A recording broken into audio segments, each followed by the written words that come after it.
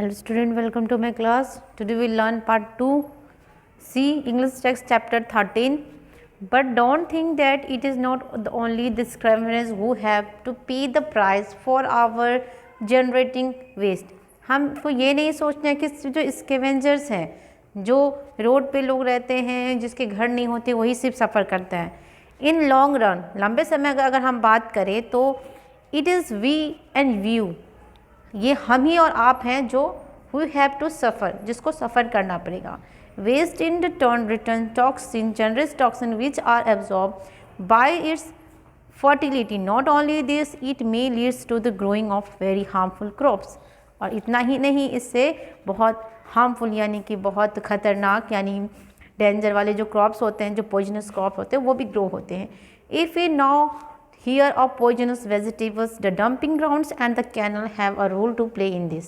अगर हम कहीं सुनते हैं कि पॉइजनस वेजिटेबल्स या कुछ भी है, तो इसमें किस चीज़ की अहम भूमिका होती है? जो कूड़े, जो कचरे हम फेंकते हैं, जो डंपिंग ग्राउंड्स, उसकी वजह से ही ये होती हैं. Moreover, a dumping grounds attracts animal insects such as dogs, cow, pigs, rats, mosquitoes, fly, etc. जो डंपिंग ग्राउंड होते हैं, जो वहाँ जगह होती है जहाँ पे कचरे का जो फेंका जाता है, वो जो जगह को क्या चीज़ से अट्रैक्ट होता है? एनिमल्स, इंसेक्ट, जैसे कि गाय, कुत्ते जो शुगर होते हैं, पिग्स, रैट, चूहे, छोटे छोटे जो नाली के चूहे होते हैं, वो जो फ्लाइज होते हैं, वो सारे उस पर अट्रैक्ट होते हैं अपने फूड के लिए. This naturally becomes the breeding ground of diseases due to which several kind of threat to the environment and people are generated.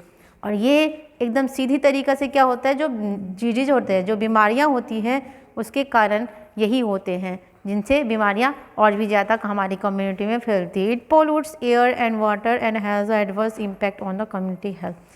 ये हमारे जो पीने का पानी होता है, उसको इफ़ेक्ट करता है, पानी को इफ़ेक्ट करता है, और हमारी कम्युनिटी हेल्थ पे वो डायरेक्टली इम्पैक्ट होती है, यानी कि हमारे स्वास्थ्य को ये बहुत बुरी तरीके से प्रभावित करता है. Man discards things which he considers are no more useful, but what he in fact needs to discard is the mentality to dispose. Before he discards anything, he must ask himself just once, where does it all go? इंसान को यानी कोई भी व्यक्ति हो, उसको हमेशा ये कंसिडर करना चाहिए. अगर हम किसी चीज़ से वेस्ट अगर हो निकलता है, तो ये दिमाग में रखना चाहिए कि नहीं, ये वेस्ट जाता कहाँ है. एक मेंटलिटी रखना चाहिए, एक सोच रखना चाहिए. Before the discuss of anything he must himself just once, way does it go. एक बार जरूर सोचिए कहाँ ये जाता है. स्पेस इज़ फिनाइट, स्पेस में जगह तो सिमटती है. So are the dumping grounds. If we waste is generated, some place has to be found out to dispose it, and it can result only in still more stinking and large dumping grounds, which present ugly sight, especially in the open countryside where air sought to be clean and pure, no more of it. Boy, as somebody approaches a dumping ground, he is bound to hide his nose behind the evil of his handkerchiefs, or in the alternative suffers bad odor if he is driving and cannot afford to lay his hand on such a some close by because of heavy traffic and go forward. If his bicycle breaks down at that place because of the heavy traffic,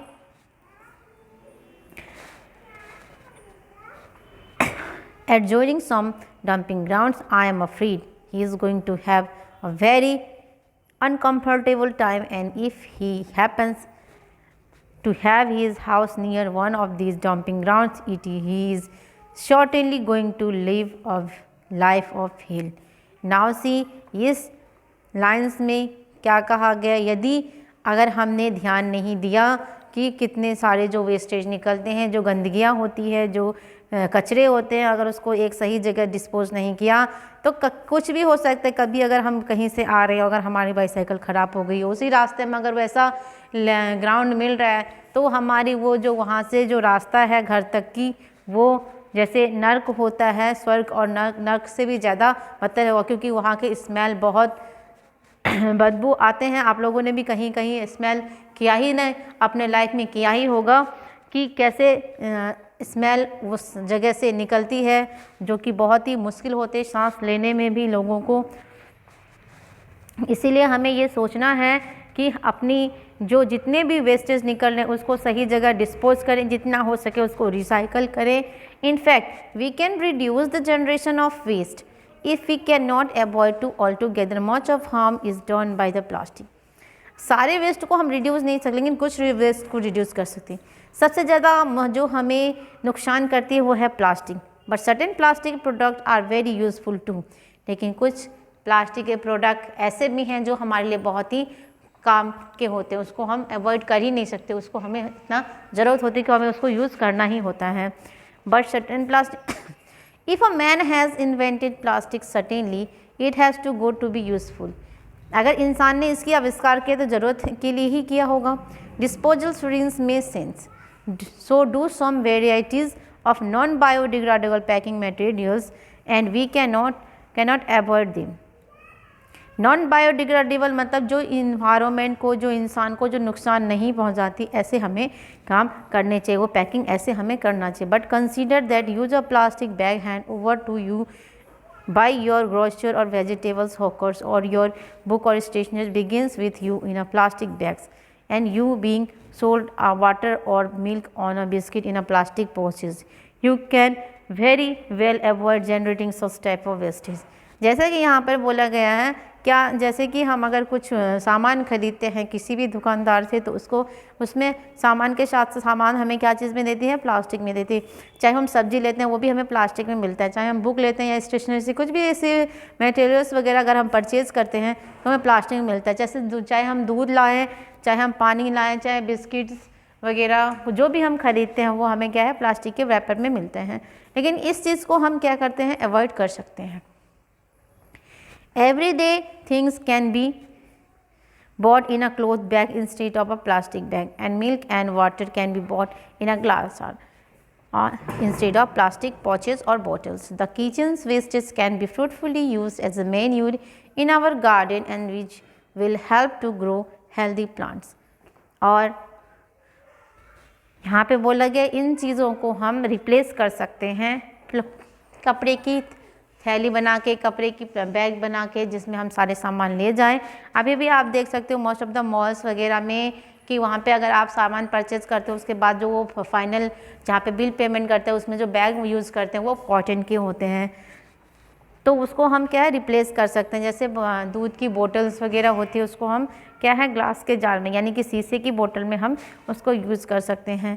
और जितने भी और भी जैसे activities में जिसमें wastage निकलती हैं, जैसे कि हमारे किचन में बहुत ज़्यादा हम पानी यूज़ करते हैं, बहुत सारी चीज़ें हम यूज़ करते हैं जिसमें वेस्टेज निकलते हैं, उस चीज़ को हम क्या कर सकते हैं अपने गार्डन एरिया में उस पानी को हम यूज़ कर सकते हैं, जो कि प्लांट को ग्रो होने में एज अ मैन्यूर वो मदद करता है, फर्टिलाइज़र एज अ यूज़ होता है उसको। उसके बाद देखें हम नेक्स्ट पैराग्राफ यहाँ पे देखें, what we need at present is to make people aware and the media can play an important role in this. It is not at all difficult to make a beginning, it is all a matter of mentality. We have only to give it out properly. What may be difficult is to sustain this mentality and make it a habit. अब हमें यहाँ पे क्या करना है कि हमें काम कुछ ऐसे बहुत बड़ा नहीं करना, बस इतना ही लोगों के जो मेंटेलिटी है उसको चेंज करना है। और ये काम क्या है, मीडिया यानी कि जो हमारे न्यूज़ जो है एडवर्टाइज़र एजेंसी जो है वो ये काम बहुत अच्छी तरीके से कर सकते हैं। ये कोई मुश्किल काम नहीं है, बस शुरुआत करने की देरी है और मेंटेलिटी चेंज करने की देरी है। अगर हम सोच को चेंज कर लेते हैं तो ये काम बहुत ही आसान हो जाती है। Similarly some other practices can be adapted. इसी तरह कुछ और भी आदतें को हम यूज़ कर सकते हैं, अपने आप भी हैबिट में ला सकते हैं। जैसे कि donate your clothes if you are not willing enough to wear them anymore. Sell your paper, plastic, glass and metals articles to local kawariwala who visited your locality every now and then. In the process some makes some money too. और वो बोलते हैं यहाँ पे कहा गया है कि दूसरा तरीका क्या है, जो कपड़े हम अगर यूज़ नहीं कर रहे हैं तो वो कपड़े हम क्या किसी को डोनेट कर सकते हैं जो कि गरीब व्यक्ति होता है जो पहन सकता है। उसी तरह जितने भी हमारे वेस्ट मटेरियल होते हैं, चाहे वो प्लास्टिक के हो, मेटल के हो, वो हम सब किसको दे सकते हैं, कबाड़ी वाले को दे सकते हैं, जो वो फर्दर प्रोसेस कर सकते हैं और उसके रिटर्न में हम कुछ पैसे भी प्राप्त कर सकते हैं। दिस कबाड़ी वाला contributes to in making your environment healthier as he helps to recycle lot of your wastage. और यह कबाड़ी वाला क्या है, हमें बहुत ज़्यादा मदद कराती है वेस्टेज को रिसाइकल करने में। Thus we can manage waste using the golden 4 R's formula, that is reduce, reuse, recycle and recover। चार फार्मूला यानी 4R की फार्मूला हम यूज़ कर सकते हैं, जिसमें क्या कहा गया है, रिड्यूस यानी कम करें, रीयूज़ यानी दोबारा से यूज़ करें, रिसाइकल यानी उसको दोबारा से जो बन सके, चेंज हो सके उसको चेंज करें, रिकवर यानी कि जितना हो सके ज़्यादा से ज़्यादा यूज़ करें बस। That is the 4R formula use when you carry your clothes back to buy provisional demands a glass bottles in a plastic or a place of a plastic pouch or a milk, you are refusing things which will generate waste. You can reduce the generation of waste by being consciously aware of your everyday activities। ये चीज़ को हम जब लागू कर सकते हैं, जब हम हर एक चीज़ जो भी एक्टिविटी करते हैं, चाहे छोटा चाहे बड़ा, घर में कोई भी काम करते हैं, उसको ध्यानपूर्वक करें कि उसमें से कम वेस्ट निकल पाए। You can reuse certain things as using the disposal glasses again और selling your bicycle to another person for reuse, and you can sell your wastage to the local कबाड़ी वाला और the rag pickers who helps to recycle the wastage.